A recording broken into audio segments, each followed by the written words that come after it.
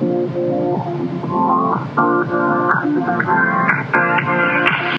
guys, it's your host Liesl Fazekas, and welcome to my podcast Green Thumb. Today, on episode 1, we are going to be reviewing Does Money Really Grow on Trees?, where we talk about mangrove trees and their conservation efforts towards rehabilitating their species and how they can help our U.S. economy and U.S. budget for hurricane and tropical storm damage. Let's get into it. Before we get started, I want to highlight the sources I used for research and information.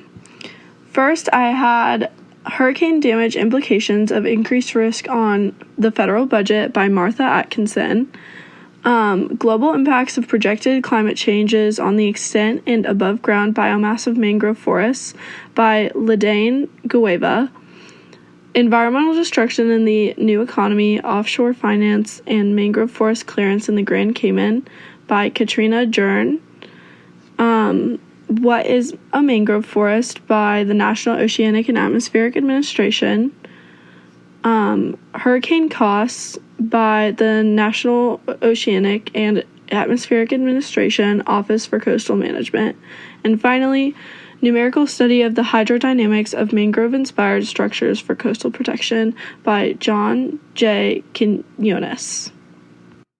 Okay, getting straight into it, I just want to start with last year, the United States spent over $145 billion on hurricane and weather damage reconstruction, according to the National Oceanic and Atmospheric Administration.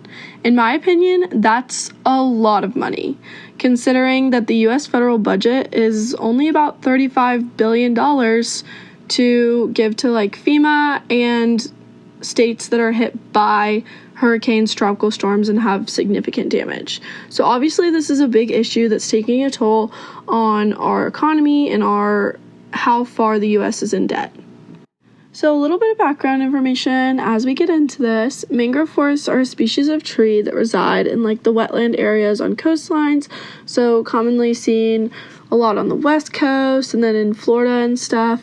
And if you've ever seen the giant trees with the roots sticking out of the water, that's kind of what the mangrove trees are.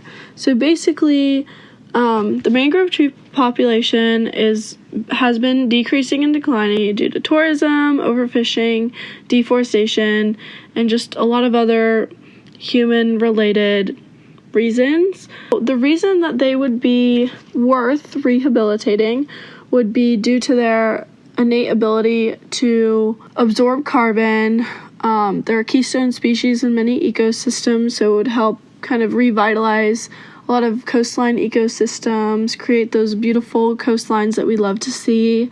And kind of the main point that I'm going to make is mangrove forests, due to their roots in large numbers, have a great ability to filter water, redirect water flows, so waves, big waves from tropical storms, hurricanes, stuff like that.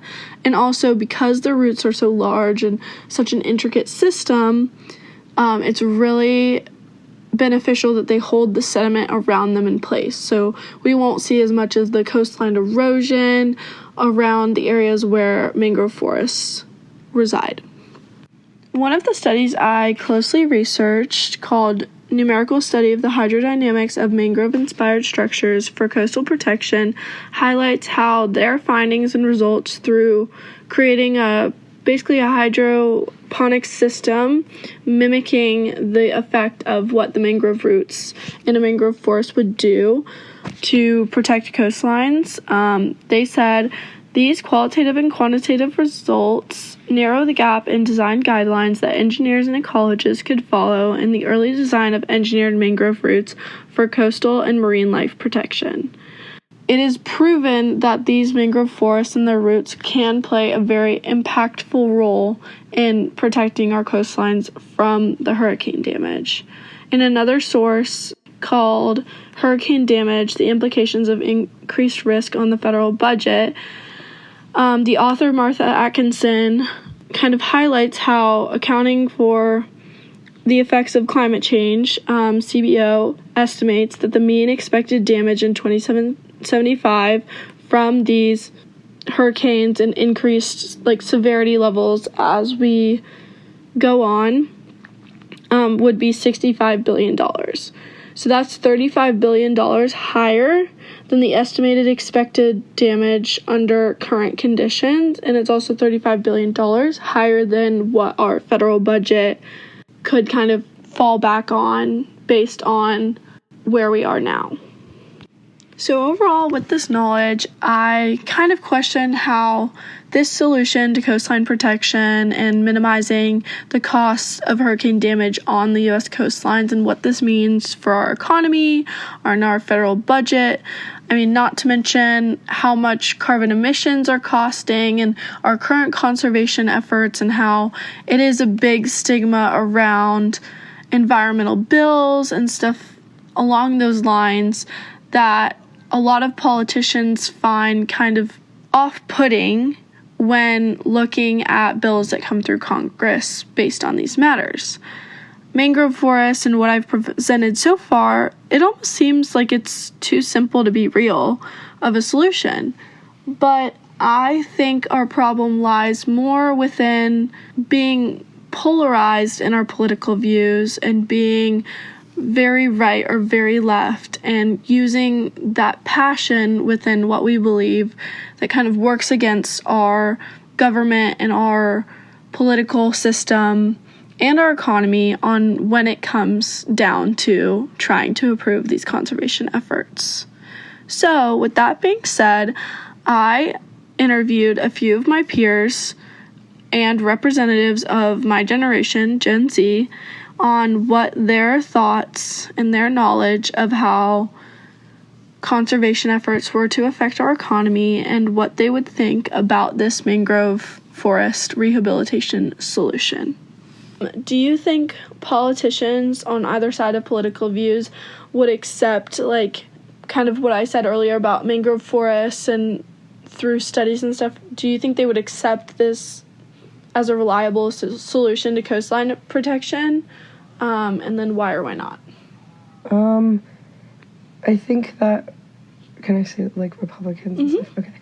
I think that Republicans probably not, just because like the beliefs of them are more like focused on like businesses and stuff, not really environmental, and Democrats are more focused on the environment. So I feel like if you address maybe like a Democratic president, they'd be more open to it than a Republican president. Or even someone that's, like, moderately in the middle, but we never really have that, so. Right. Like, I definitely think politicians today are very... Left or right? Yes, they're very passionate about their side and their causes. And so it kind of... It's hard to get something that would... It's hard to present something that, like these mangrove forests, which I would believe, if they looked at the facts, would help and would support each side of the argument. With my research and all the studies that have been done, like, the mangrove rehabilitation can help. One, it can help the local economies around it. Two, it would be a conservation effort, so it would be helping the environment. But, like, I feel like a big problem, and you can agree with me on this or not, is that as soon as the word conservation efforts are said, one side is very, like, no, and one side's very yes, and it's very divided. So, like... I agree, but I also think that, like, one side that is so extremely passionate about it, instead of doing something as simple as this, will, like, instead go to the extreme and spend all this money on it. Right. When this is such a simple solution. Like, one side will say no, and then the other side will probably say no to this and spend, like, millions of dollars on something else. Right. If that makes sense. No, I definitely agree. Like, I feel like this is a simple solution that could, like, is right in the middle and could benefit both parties. Yes. My next question is kind of, like, leads into our generation. So, like, within the next 10 years, 20 years, whatever, we're Gen Z. We're obviously going to be in the majority of the workforce, majority of political positions, stuff like that. And as we're, like, moving through school, becoming more educated now, do you think, as, like, a representative of our generation, do you think our generation would or could start the change to create ideas that will bond conservation and the economy to get the best of both worlds? Or do you think we're going to follow in the footsteps of previous generations? No, I think I would agree that our generation could be the change just because we are learning more about climate change and its effects and the long-term effects that not taking action could have right now. So I think that going forward, we would have more knowledge and more of like an incentive. I don't know if that's the right word, but that's all I can think of. But more of like a reason to be pro climate change and pro acting against it, because it does obviously affect us more as we're younger. Right. I would agree. I would say I think there are a lot more people within our generation that have more moderate views and are less polarized, is what you kind of said earlier, versus left or right. But I think we don't know yet, but I think it's going to be a close one between whether we are going to be a more independently opinionated generation as we grow into like our adult years versus kind of leaning towards more generational political views and stuff like that. So I think I have hope, but it'll be a close one in my opinion. Right. And going off that, one thing that would prevent me from agreeing that our generation could be the change is I do feel like we might be a little less actually informed on issues, and kind of the way that we consume news has changed a lot to make it more difficult to get the true story or all the facts of a situation. So I think that could be a limiting factor in like promoting real change. I agree. Do you think conservation efforts would be worth it even if they did negatively affect the economy? I mean, yeah, because like in the moment they negatively affect the economy, but like what they're preventing, like if that was to actually happen, that would be even more of a negative effect. So it's like a tiny problem up front to fix like a big problem in the end. Right. Do you think because, at least in my opinion, I think because our political system is a very polarized place where it is right now, where it's almost like each party is an enemy of each other, to where if one party agrees to do something, the other party's immediately gonna nix that idea just because one person's political view and their attachment to a specific political party can seem as like a threat almost to the other ideals of the other political party. So like, do you think that would play a role in whether this would be approved now, or do you think that our political system more fine as it is kind of thing? I definitely think it plays a role, and as you said, the polarization in government right now is pretty large. There's something that I've learned about in my political science class that basically says that your party is essentially your identity, how you were raised. So when someone says something that's anti your party, it kind of feels like it's attacking you. Mm-hmm. Like if you're a Republican and somebody tries to like nix all gun rights, that feels like an attack on you. Or if you're a Democrat, same thing, just on another side. But I think that it's become so polarized that there's definitely not going to have some unanimous decision on this, right, which is like a whole other issue in itself. But I definitely think that there's going to be barriers from approving something like this, because each side, no matter what, even if they might agree with it, it's the other side, so they really can't show public support for it. Right. So that kind of leads me into our next discussion point and question, speaking on our generation. So as our generation comes through education, through school, in the next decade or two, we're going to be the generation that's in the majority of the workforce and in the majority of the political positions and offices and stuff like that. So do you think our generation could start the change to create ideas that will bond conservation and the economy to get the best of both worlds? I definitely think there's a shot at us starting it, but I don't think we're going to finish it. I think that's something for someone along the line in the future, because what's happening is, because we're growing up in such a polarized political world, we're each taking a side, whether that's our parents' side or our grandparents' side or our friend's side, that we're already screwed. This generation is screwed. Of course, now there's new ideas being presented by each party, especially, I'm going to say, there's definitely some new things that left-wing are presenting that are automatically not accepted by the right wing and vice versa.